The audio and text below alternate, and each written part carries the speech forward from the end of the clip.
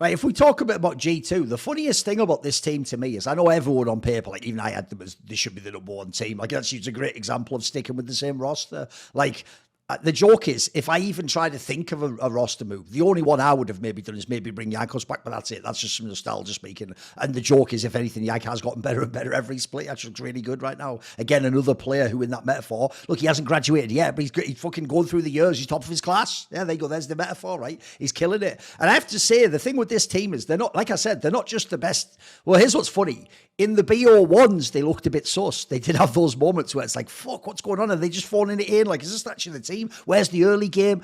It doesn't matter. In these playoff brackets, like, they've just gotten to their absolute best again. The players look really strong. Like, Caps look fucking better than ever in that last series, arguably. But the key thing for me in this team is, it's like they have...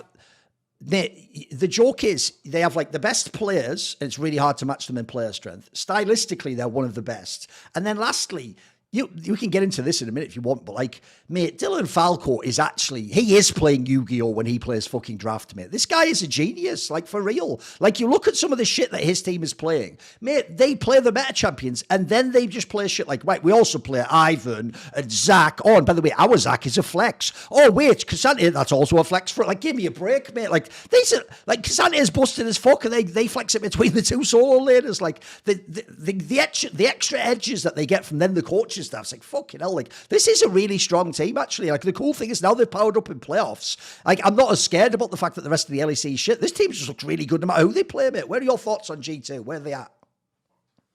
They're definitely the top team in Europe, right? There's only one time in my career that I've ever felt that I was going to win, and that's when I was going to win 100% for sure. Is when I was coaching in Oceania, and we were able to do the same things as well, where we're able to take all these sell things, there's all these sprocket picks, and then when we went into draft there, right, people only have like 3 options, but we were choosing from like the entire pool. Basically, the entire pool for League of Legends, right? That people don't know what we're going to show up with, and they aren't really expecting us to do that. It's simply because we are operating on a higher level than them completely. So it doesn't really matter what champions we're picking because they're not going to expect it because they don't see the game on the same dimension that we're seeing it. So it's not even like he's playing Yu-Gi-Oh, right? It's the whole like you're playing checkers and I'm playing chess kind of meme here when it comes to Dylan Falco. So this is my case as to why Dylan Falco is coach of the split. We can praise all these coaches for being able to establish these protocols and help the team learn the 6 out of the 10 topics, 7 out of the 10 topics. How about a coach that knows all 10 out of 10 topics, has been able to teach his team that, sees that these are the missing topics that these teams have not been able to utilize, and then is able to exploit those topics, right? How about that? I take that guy over any of these other guys any day of the week, regardless of how strong his players is. Because what he did in that, I would say it's a technical masterclass against BDS to say that Broken Enemy has been playing all these like the Janky, Kasante, Zack, and all these type of things up to this point. What do we do? Game 1, Twisted Fate. Game 2, Yasuo. What are we doing? We're not team fighting. We're just actively running away from the opponents and playing the split push style because we see that there are these holes in their gameplay, right? And that is in itself better than being able to build these protocols. This is like what you said, right? It's the Yu-Gi-Oh moment, right? It's like I've seen your weakness, right? And then you see the ice ball shattering around it. It's like the anime cutscene and stuff like that.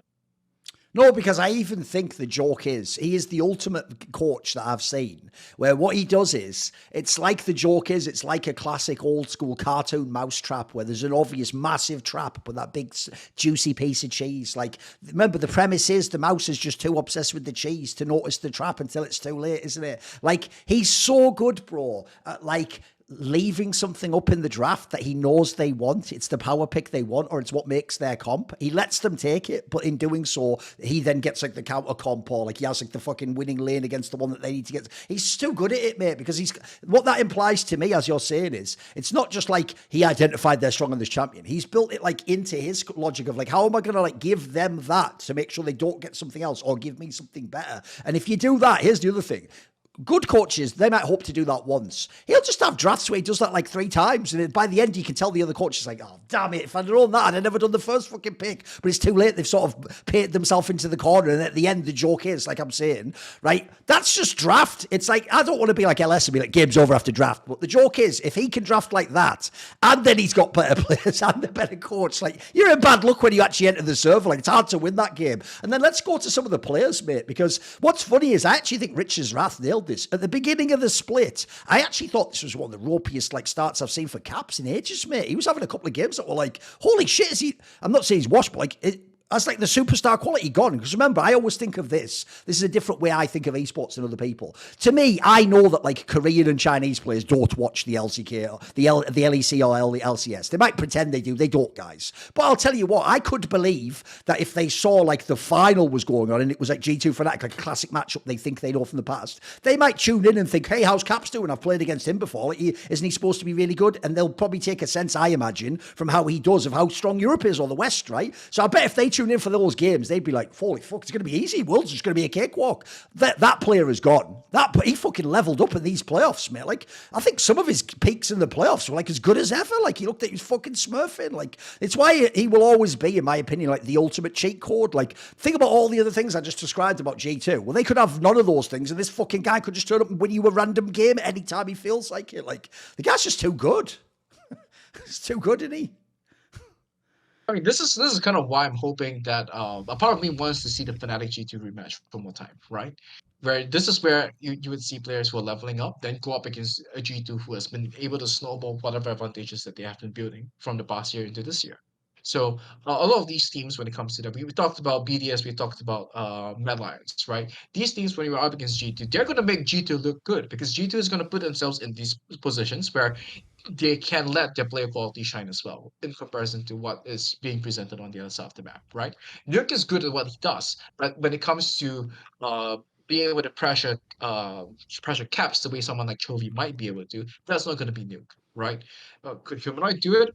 Possibly. But when it comes to Humanoid, it's always the Dr. Jekyll, Mr. Hyde show, right? Yes. So we're always hoping that the right side of Humanoid shows up, and then that is where we might be able to contest that. It's very hard to get a read on where G2 is going to end up because, like what I mentioned, they are just playing the game on a different level at the moment. They see the game in an extra dimension that these other teams in the LEC are not seeing at this point of time. So when they do, it's only when they do play against the Asian teams, then we get to have a good idea of, okay, this is where they actually stack up, right? And this is why I actually have hope for G2 this year as compared to last year, right? Because last year I just felt that they were just another European team, but just with better players. But this is the year where I can see that, okay, there are these additional dimensions they're putting into the game that were present that resembled what they had in 2019. I'm not saying that this is the same 2019 G2 on that level just yet. The jury's still out on that, right? Because they still have to prove it that these ideas that they're representing in the game right now, their ability to catch on to these mistakes are able to be applied to the Asian teams as well. And I have to say that not all these Asian teams are playing 100% perfect, right? Oh, sure. That's the boogeyman that a lot of Western analysts use as well, right? But they just assume these Asian teams to all play perfect as well. They are in the process of going through and learning all these elements at the same time, especially for those that are not necessarily starting with the same set of players or have been shifting to a different paradigm altogether. And I would say there's definitely legs for G to do some damage at MSI, but until they actually do it, I have to see to believe it, right? Yes. No, that's also the other thing we were talking about on some of the insight. But Monty has the same take, which is like this G2 does deserve to be considered a top 10 team in the world. Like if you put this team, even though normally it's a nightmare, like hypothetical, if you did put this team into the LCK or the LPL, you gave them like time to acclimatize to the country and all that. Like they actually could be in the playoffs, guys. Like they'd be like in the LCK, the joke is they could be like the fourth best team or the fifth best team. In the LPL, I also think actually they'd be like a top 6-7 team at least, maybe better. Who knows? I'm with you. I actually think this. The funny thing is, I feel like because the year after the super team, they went to the Reckless one that didn't work, that was supposed to be a super team. And then after that, they went to Flackhead and Targamas, which obviously just wasn't a super team in the traditional sense. I feel like people almost don't give this lineup enough credit. Like, if G2 2019 didn't exist, this is a super team. Like, these players all are and have been in past contenders for the best in their role. And together, they work. It's a super team that works. So I almost feel like that does get, like, shaded down a little bit. It's why the real shame is, and this is what will happen any time, by the way, you have a transcendent team in a region, is everyone is just always in the shadow of G2 2019, aren't they? It doesn't matter how good you are, essentially. And it's also worse now, in my opinion, that the difference in the modern day is because you've changed the world's form. It's also going to be harder to do what they did now. Like, actually, before, it's not like they ever got lucky, but you could, in theory, have gotten easier opponents. You could have gotten, like, a lucky round of 8 draw. That doesn't exist anymore. It's all, like, killer teams in the playoffs now. You've seen that, like, NRG found that. Like, there was no team you could draw that you could beat at that point in time. So I feel like people actually are a bit unfair in that sense. mean, the obvious analogy I could give to you is, I've no doubt this is what haunted all those J team and all those squads after fucking Flash Wolves. It's like, Flash Wolves basically were too good in terms of how they did internationally, and it was actually unfair to expect people like 4-4 with a totally different team to come in and do that. Like, as far as we can tell, that was just one unique set of players, like the G2 2019 one. That was those brilliant players of Sword Art and Carcer and Maple and all the ones we remember, but when it wasn't those players, the region couldn't be expected to go to that level. So actually, I'm with you. If anything, this G2 is almost the closest you get. Like, I actually feel like there's a chance. There is a chance they can do something. It's going to be, you're going to have to be a dark horse. But hey, there's a world they could make like quarters and have a chance to win a series against someone. I think it's possible. To see more cool, funny, interesting clips based on topics from my content? Well, subscribe to this channel then, or, you know, be a pleb and don't.